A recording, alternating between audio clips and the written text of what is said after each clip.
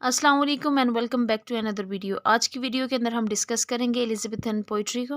जैसे कि इसके बारे में पहले बात मैंने की है कि रेनेसांस पीरियड के अंदर हर फील्ड के अंदर फ्लरिशमेंट हुई थी, लेकिन देखा जाए तो लिटरेचर की ड्रामा फॉर्म जो है वो सबसे ज़्यादा डोमिनेंट थी, प्रोमिनेंट थी इस एज के अंदर। सबसे पहले ये ज़रूरी है कि पोइट्री क्या है, इसके बारे में हमें पता होना चाहिए।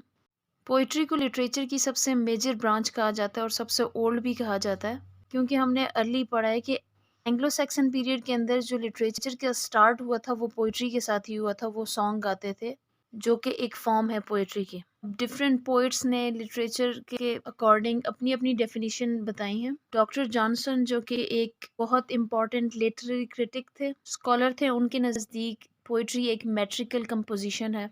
उन्होंने पोइट्री के बारे में बताया कि पोइट्री एक ऐसी आर्ट है जो यूनाइट करती है प्लेजर को ट्रुथ के साथ इमेजिनेशन की मदद से। बाज़ के नज़दीक पोइट्री ऐसे है या ऐसी फॉर्म ऑफ आर्ट है जो कि वर्ड्स के थ्रू एक्सप्रेस करती है पोइट की थॉट्स को, जैसे कि एक पेंटर अपनी पेंटिंग्स के थ्रू एक्सप्रेस करता है।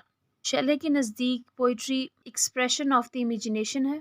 एस.टी. कॉलरिज के नज़दीक पोइट्री एंटीथीसिस है साइंस का। वर्ड्सवर्थ के नज़दीक पोइट्री सबसे फाइनर स्पिरिट है तमाम नॉलेज की।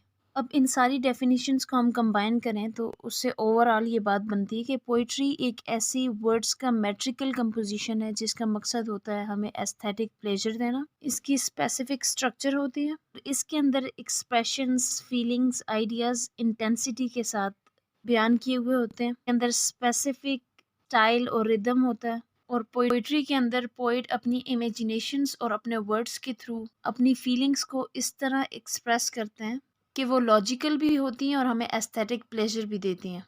अब जैसे स्टार्ट हो गया था एंग्लो सैक्सन पीरियड के अंदर ही पोइट्री का, लेकिन तब पोइट्री ओरल फॉर्म में थी, जिसका सबसे बड़ा नुकसान ये हुआ था कि एंग्लो सैक्सन पीरियड की सारी पोइट्री लॉस्ट हो गई थी इसी वजह से। फिर एंग्लो नॉर्मन पीरियड के अंदर भी पोइट्री थी और उसके अंदर थीम्स वगैरह रिलीजियस होते थे, या फिर वो अपने हीरोज के लिए एडवेंचर्स, उनके एडवेंचर्स के बारे में होते थे, उसके लिए वो लोग सॉन्ग की फॉर्म में पोइट्री यूज़ किया करते थे। अब जैसे ही रेनेसांस पीरियड आया तो रेनेसांस पीरियड के अंदर पोइट्री के अंदर बहुत मेजर चेंजेस आए। जैसे मैंने अर्ली भी बताया है कि रेनेसांस पीरियड के अंदर लोगों के अंदर अवेयरनेस आ गई थी, वो नॉलेज को सीक करने लग गए थे, रियलिस्टिक हो गए थे, सेंसिबल हो गए थे, ह्यूमैनिटी थी। तो ये जितने भी फीचर्स थे ये सारे के सारे एलिजाबेथन पोइट्री के अंदर रिफ्लेक्ट होते हैं।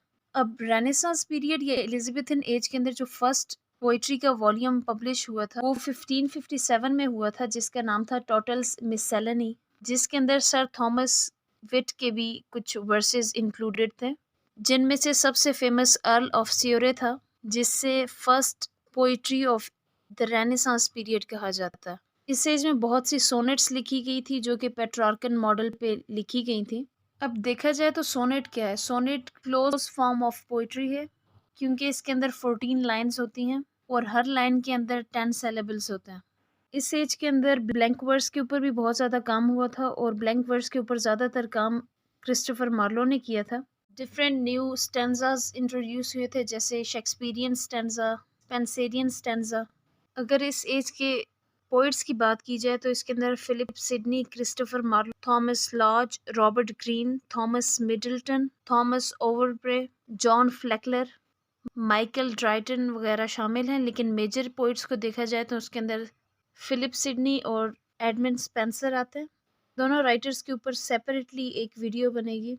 अगर थीम्स की बात की जाए तो इस एज के अंदर love, time, the value of writing, the eternalisation of beauty, romantic love, ये कुछ सेंट्रल थीम्स थे जो कि इस एज की पोइट्री के अंदर पाए जाते हैं। उम्मीद है आपको इस टॉपिक की समझ आ गई होगी। अगर इससे रिलेटेड किसी भी किस्म के क्वेश्चन हैं तो आप कमेंट सेक्शन में पूछ सकते हैं। Thank you so much.